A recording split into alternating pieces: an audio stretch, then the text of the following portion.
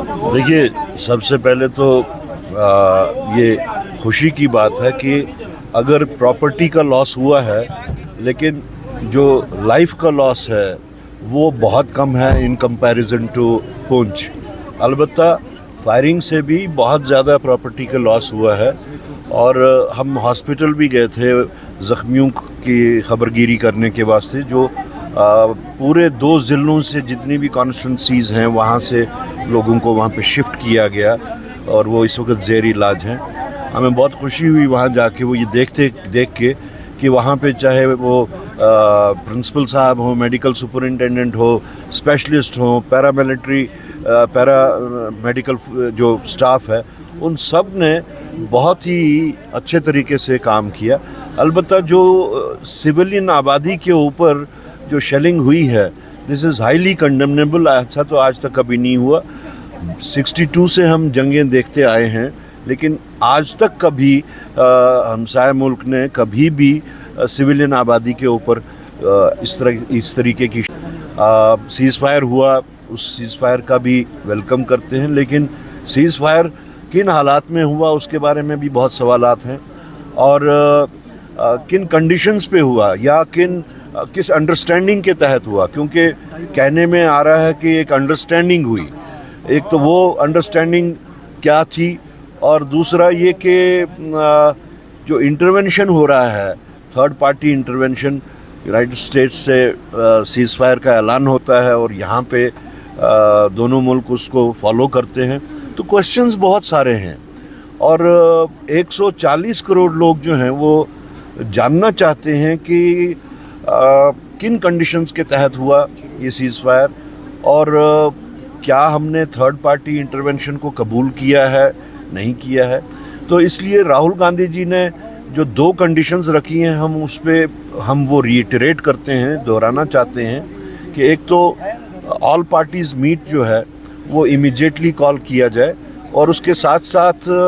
Parliament call किया जाए ताकि 140 करोड़ लोग जिनके दिलों में सवाल हैं बहुत सारे, उन सवालों का जवाब मिल सके। हम तो ये कहते हैं कि बहैसियत प्राइम मिनिस्टर उन्होंने इस शेलिंग के बारे में बहुत बात कही और ख़ास तौर से जो पुंछ राजौरी की शेलिंग जो थी उसके बारे में भी उन्होंने वर्ल्ड के जितने भी मुल्क हैं उनको सुनाने के वास्ते बहुत कुछ कहा कि सिविलियन आबादी पे शेलिंग हो रही है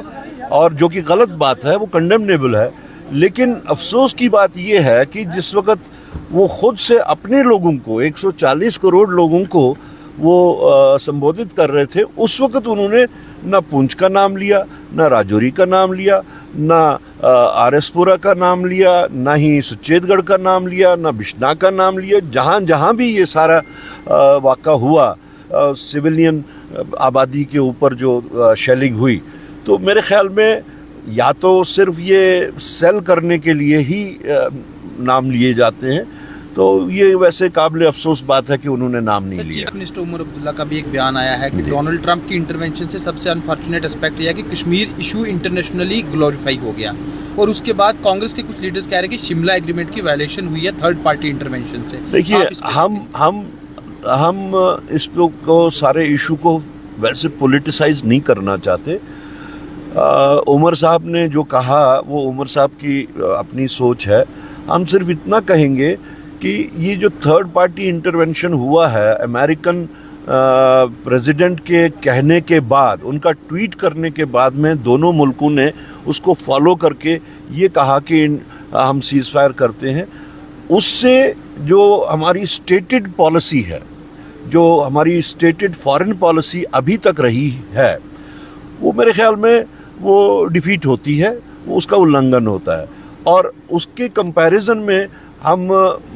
पूरे मुल्क को याद दिलाना चाहते हैं, ख़ास तौर से प्राइम मिनिस्टर साहब को भी जान लेना चाहिए कि एक वक्त था जिस वक्त मिसेस इंदिरा गांधी यहाँ की प्राइम मिनिस्टर थी, उनके टाइम पे भी जंग हुई थी और उनको भी ऑफ़र किया गया था, बाज़ाब्ता ऑफ़र किया गया था इंटरवेंशन के वास्ते। तो उन्होंने क्लियर वर्ड्स में कहा था कि हम जानते हैं, हमारा मुल्क जानता है कि हमने क्या करना है, हमें किसी की मुदाखलत की ज़रूरत नहीं है। तो मेरे ख्याल में आज वो लोग जो है वो समझ रहे हैं कि कांग्रेस के वक्त में भी जब ऐसी बात होती थी, जब नेशन को ख़तरा होता था, तो नेशन को का सर झुकने नहीं दिया जाता था। Thank you.